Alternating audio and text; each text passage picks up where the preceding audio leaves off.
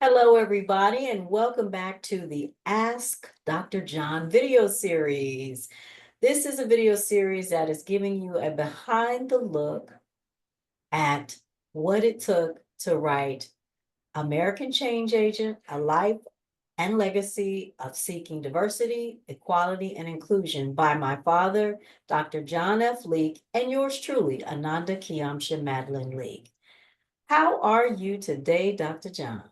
Oh, fine. After my last conversation, I was very stimulated, and so I look forward to today's conversation and sharing. All right. Glad you're stimulated and you're ready to go because here we go. Today's video focuses on this question. What barriers did you face while writing the book? What barriers did you face while writing the book? And another way of saying that is, what was most difficult about writing the book? Uh, I think to some extent, um,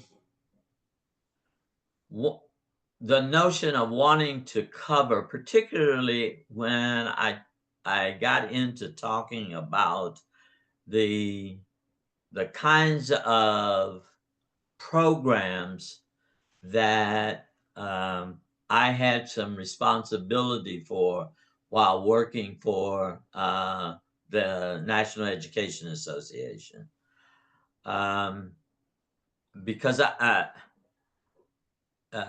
went back to the late 60s and all of the 70s and a bit of the 80s. So um,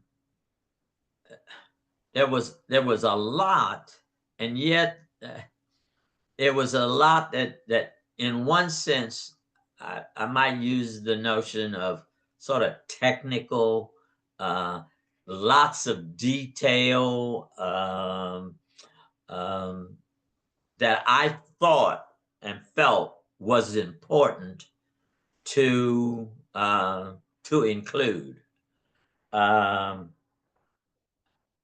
I know when you started to read it and some of your reactions, um, that, oh my God, this doesn't make any sense. That was almost, well, you said stuff that was even stronger than that. But that was, I felt it really important. And I think the reason that I felt it was important was because I felt like for younger people, when they read about this, they'll have a template or a plan that has a lot of detail in it, and raises it will raise questions for them as they proceed to carry out actions. So, and I didn't want to give that up. And there were some times that, because of reactions that you had, because all of that had really, for the most part, had been written before you got involved. But as you read it, and from your perspective, ah, that doesn't make any sense to have to be saying those things. But so that was a little difficult. But being who I am, once I kind of lock in, I'm locked in, and it is it, and I'm sure it gets pretty hard to uh, get me to back away. I'm sure that's a piece of stubbornness. It's a piece of, but it is a piece that I do believe that has allowed me to do some of the things that I've done during my life. Uh, because I haven't always been doing things that everybody wanted done. and and particularly there have been a few times, and I do talk a little bit about this in those chapters dealing with the National Education Association, where I believed it was important to be very thorough, very detailed, and really move to the heart of uh, an issue or an item, and and sometimes some of my folks that had to make the final decisions were not necessarily always with me, and a couple of times I think I probably got myself in some hot water, uh, but fortunately uh, I survived, and I think the quality of my work stood for itself. Um, uh, those when we're in the writing of the book, that probably was the toughest part for me, to remain true to myself, uh, and stay steady.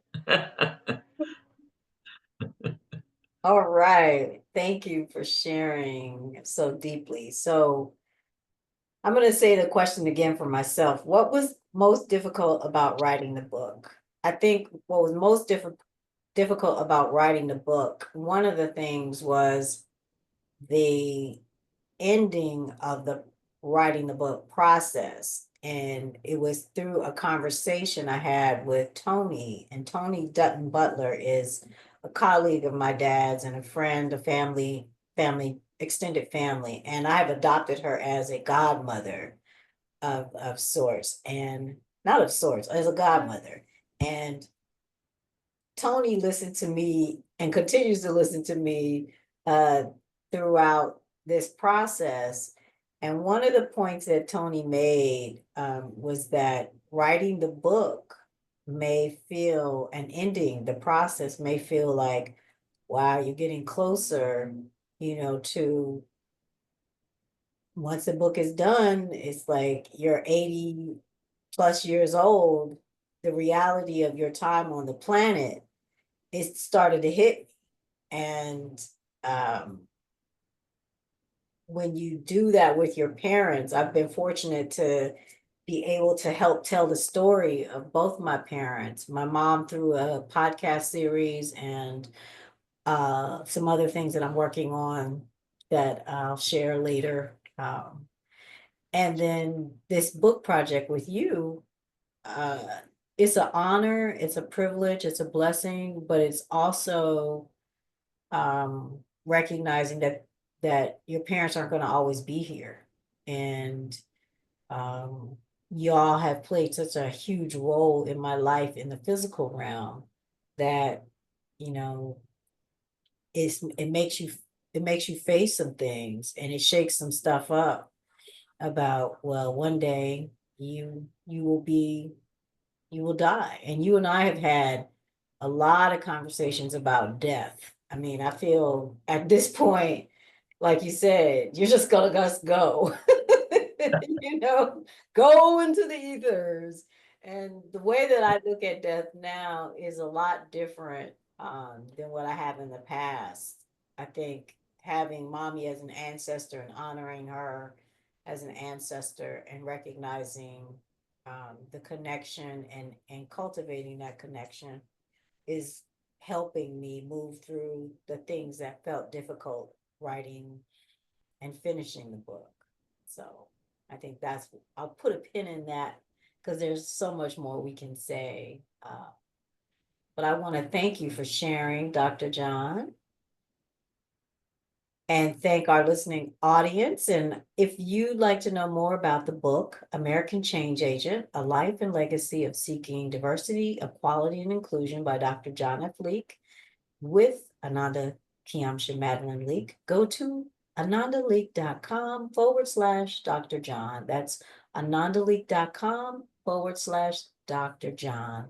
There you will find a summary of the book, a photo of the cover, the front and the back covers of the books, our bios, and there'll be additional information added to the page about our upcoming book talks, readings, as well as videos from this Ask Dr. John video series. Again, thanks for tuning in. You want to say anything before we go to the good people? I'm thankful that we have these kinds of um, social media platforms to be able to share the type of information that we've been sharing over these last four um, conversations with many people who will, I'm sure, take the opportunity uh, to view and listen to our ramblings. And I'm sure it's going to be a good preparation for you. It will be like you'll have some idea about what you're getting ready to read, especially if you have been taking the opportunity to check out these conversations. Well, until next time. Out of here, y'all. See you next time.